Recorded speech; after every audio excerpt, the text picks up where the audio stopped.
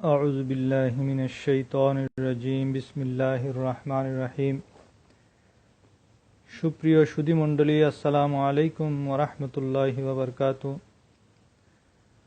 আজকে আমি অতি গুরুত্বপূর্ণ একটি বিষয় নিয়ে আপনাদের সামনে উপস্থিত হয়েছি। আমরা জেনে না জেনে অনেক সময় এমন কিছু কথা বলে ফেলি যে সমস্ত কথা কুফরি বাক্য হিসেবে পরিগণিত হয়, এবং কুফরি কথা বলার সাথে সাথে আমরা কাফের হয়ে যাই, এবং সাথে সাথে আমাদের যারা বিবাহিত তাদের বউ তালাক হয়ে যায়। সেজন্য এই ধরনের বাক্য যখন মুখ থেকে বের হয়, সাথে সাথে তওবা করা উচিত এবং নতুনভাবে কালমা পড়ে তাজদীদে ঈমান এবং তাজদীদে নিকাহ করা জরুরি। কোন ধরনের বাক্য দ্বারা আমাদের কুফরি কালাম হয়ে যায়, আমাদের ঈমানের জন্য খতরা হয় এবং আমাদের বিয়ে শাদী যে সমস্যা হয়, এই ধরনের 28টি কুফরি বাক্য আজকে আপনাদের সামনে আমি উপস্থাপন করব।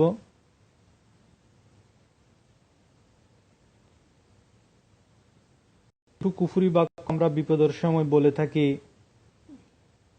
এমন কতিপয় কুফরি বাক্যের উদাহরণ হলো, 1 নাম্বার, আপত্তি করে বলা, ওই ব্যক্তি লোকদের সাথে যা কিছুই করুক আল্লাহর পক্ষ থেকে তার জন্য পূর্ণ স্বাধীনতা রয়েছে। তা আল্লাহকে নাউজুবিল্লাহ দোষারোপ করা হয় এভাবে কথা বলে। 2 নাম্বার কুফরি কালাম হলো এভাবে আপত্তি করে বলা যে কখনো আমরা অমুকের সাথে সামান্য কিছু করলে আল্লাহ তৎক্ষণাৎ আমাদের পাকড়াও করে ফেলেন। 3 নাম্বার কুফরি বাক্য হলো আল্লাহ সর্বদা আমার শত্রুদের সহায়তা করেছেন।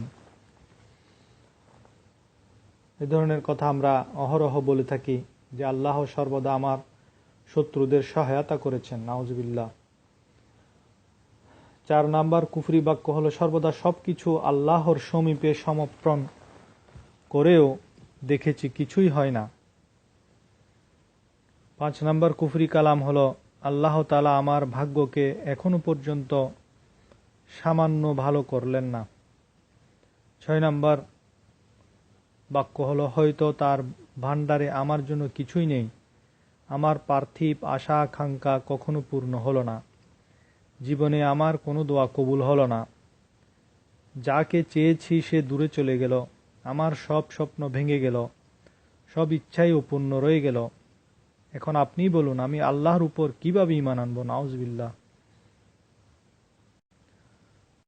7 নাম্বার বাক্য হলো এক ব্যক্তি আমাদেরকে অত্যাচারে অতিষ্ঠ করে রেখেছে, মজার কথা হচ্ছে আল্লাহ এমন লোকদের সহায়তা করে থাকেন, নাউজুবিল্লাহ।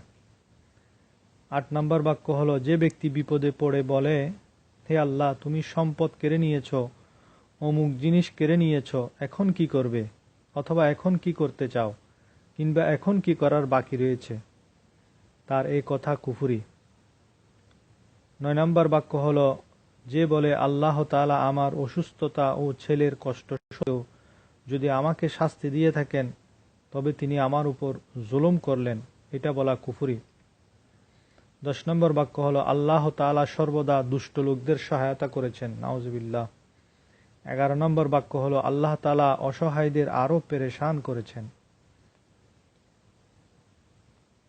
এভাবে অবনটনের কারণে উচ্চারিত কতিপয় কুফরি বাক্যের উদাহরণ। 12 নম্বর যে বলে হে আল্লাহ আমাকে রিজিক দাও আর আমার উপর অভাব অনটন চাপিয়ে দিয়ে অত্যাচার করো না, এমন বলা কুফরি। 13 নম্বর অনেক লোক কর্জ ও ধন সম্পদ অর্জনের জন্য অভাব অনটন, কাফিরদের সান্নিধ্যে, চাকুরির জন্য ভিসা ফরমে অথবা কোনোভাবে টাকা ইত্যাদি মওকুফের জন্য দরখাস্তে যদি নিজেকে খ্রিস্টান, ইহুদি, কাদিয়ানি কিংবা যে কোনো ধরনের কাফির ও মোরতাদ সম্প্রদায়ের লোক হিসেবে লিখে নিজেকে পরিচয় দেয়, তার উপর কুফরির বিধান বর্তাবে।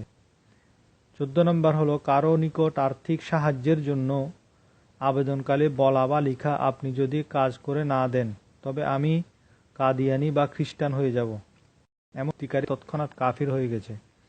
এমনকি কেউ যদি বলে যে আমি 100 বছর পর কাফির হয়ে যাব, সে এখন থেকে কাফির হয়ে গেছে।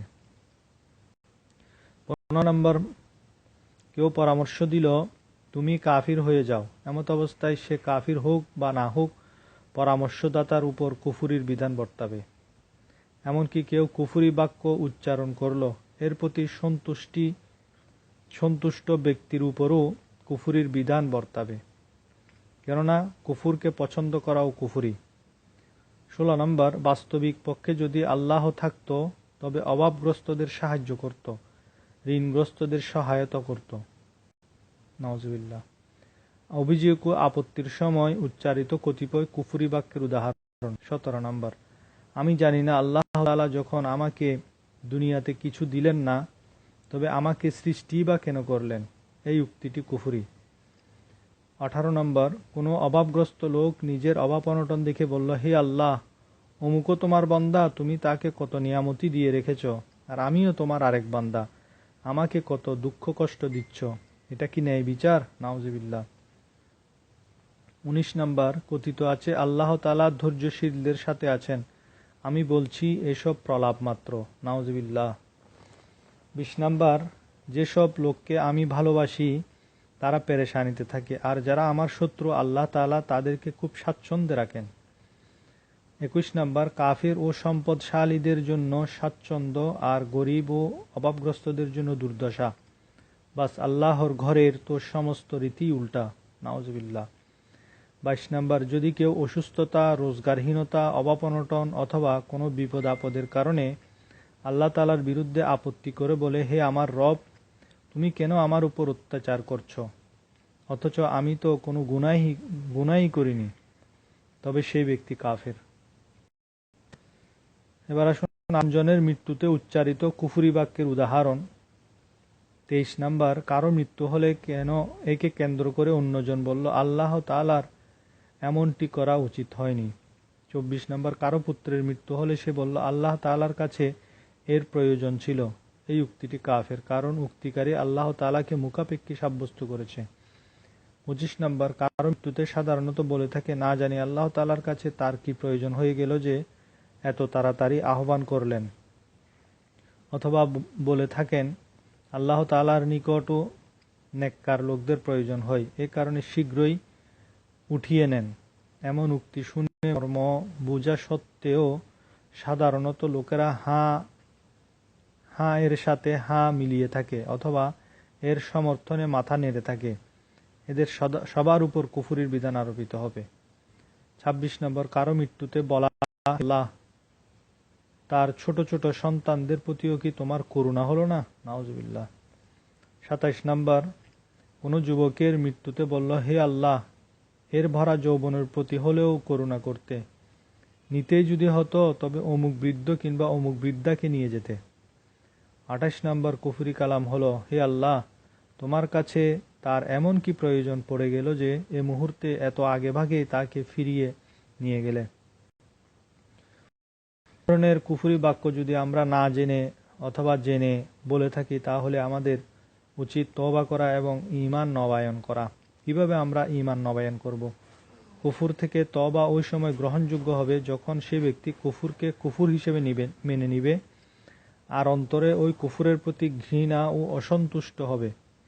যে কুফুর প্রকাশ পেয়েছে, তওবাকালে তার আলোচনাও হবে। উদাহরণস্বরূপ, যে ব্যক্তি ভিসা ফরমে নিজেকে খ্রিস্টান লিখে দিয়েছে, সে এভাবে বলবে, হে আল্লাহ, আমি যে ভিসা ফরমে নিজেকে খ্রিস্টান বলে প্রকাশ করেছি, সে কুফুর থেকে তওবা করছি। তওবার পর পড়ুন, লা ইলাহা ইল্লাল্লাহু মুহাম্মাদুর রাসূলুল্লাহ সাল্লাল্লাহু তাআলা আলাইহি ওয়া আলিহি ওয়াসাল্লাম, অর্থাৎ আল্লাহ তাআলা ব্যতীত ইবাদতের যোগ্য কেউ নেই, মুহাম্মদ সাল্লাল্লাহু তাআলা আলাইহি ওয়া আলিহি ওয়াসাল্লাম আল্লাহর রাসূল। এমনিভাবে সুনির্দিষ্ট কুফুরের তওবাও হয়ে গেল এবং ঈমান নবায়ন, নতুনভাবে মুসলমান হওয়াও হয়ে গেল। যদি একাধিক কুফরি বাক্য উচ্চারণ করে থাকে এবং স্মরণ না থাকে যে কি কি বলেছে, তবে এভাবে বলবে, হে আল্লাহ, আমার থেকে যে যে কুফরি প্রকাশ পেয়েছে আমি তা থেকে তওবা করছি, অতঃপর কালেমা শরীফ পাঠ করে নেবেন। যদি কালেমা শরীফের অনুবাদ জানা থাকে তবে মুখে পুনরায় অনুবাদ বলার প্রয়োজন নাই। যদি এটা জানাই না থাকে কুফরি বাক্য উচ্চারণ করেছিল নাকি করেনি, তবুও যদি সে সাবধানতামূলক তওবা করতে চায় তবে এভাবে বলবে, হে আল্লাহ, যদি আমার থেকে কোনো কুফর হয়ে থাকে তবে আমি তা থেকে তওবা করছি। এটা বলার পর কালমা শরীফ পাঠ করে নেবেন। সবাই প্রতিদিন সময়ে সময়ে কুফর থেকে সাবধানতামূলক তওবা করতে থাকা উচিত। এরপর আসুন বিবাহ নবায়নের পদ্ধতি। কুফরি কালামের কারণে বিবাহ নবায়ন অর্থ হচ্ছে নতুন মোহর নির্ধারণ করে নতুনভাবে বিবাহ করা। এজন্য লোকজন একত্রিত করার প্রয়োজন নেই। ইজাব ও কবুলের নামই হচ্ছে বিবাহ। তবে বিবাহ সম্পাদনকালে সাক্ষী স্বরূপ কমপক্ষে 2 জন মুসলমান পুরুষ অথবা 1 জন মুসলমান পুরুষ ও 2 জন মুসলমান মহিলার উপস্থিত হওয়া আবশ্যক।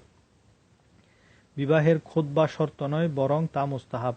খুতবা স্মরণ না থাকলেও আউযুবিল্লাহ এবং বিসমিল্লাহ শরীফের পর সূরা ফাতিহাও পড়া যায়। কমপক্ষে 10 দিরহাম অর্থাৎ 2 তোলা 7.5 মাসা রৌপ্য বর্তমান ওজনের হিসাবে 30 গ্রাম 680 মিলিগ্রাম রৌপ্য অথবা এর সমপরিমাণ টাকা মোহর হিসাবে ওয়াজিব। উদাহরণস্বরূপ আপনি 786 টাকা বাকিতে মোহরের নিয়ত করে নিলেন, কিন্তু এটা দেখে নিবেন যে মোহর নির্ধারণ করার সময় উক্ত রূপার মূল্য 786 টাকার বেশি যেন না হয়। তবে এমত অবস্থায় উল্লেখিত সাক্ষীদের উপস্থিতিতে আপনি ইজাব করবেন, অর্থাৎ মহিলাকে বলবেন, আমি 786 টাকা মোহরের বিনিময়ে আপনাকে বিবাহ করলাম। মহিলা বলবে, আমি কবুল করলাম। বিবাহ হয়ে গেল। 3 বার ইজাব ও কবুল বলা আবশ্যক নয়, যদি করে তবে উত্তম। এমনও হতে পারে মহিলা নিজেই খুতবা কিংবা সূরা ফাতিহা পাঠ করে ইজাব করবে আর পুরুষ বলবে, আমি কবুল করলাম। বিবাহ হয়ে গেল। বিবাহের পর স্ত্রী যদি চায় তবে মোহর ক্ষমাও করে দিতে পারে, কিন্তু শরীয়তের প্রয়োজন ছাড়া পুরুষ স্ত্রীর নিকট মোহর ক্ষমা করার আবেদন করবে না। আল্লাহ রব্বুল আলামিন আমাদেরকে কুফরি কালাম থেকে বাঁচার তৌফিক দান করুক। যদি আমাদের কারো মুখ থেকে কুফরি কালাম বের হয়ে যায়, সেই জন্য আমরা আল্লাহর দরবারে তওবা করি। আল্লাহ যেন আমাদেরকে ক্ষমা করেন। লা ইলাহা ইল্লাল্লাহু মুহাম্মাদুর রাসূলুল্লাহ সাল্লাল্লাহু আলাইহি ওয়া আলিহি ওয়াসাল্লাম।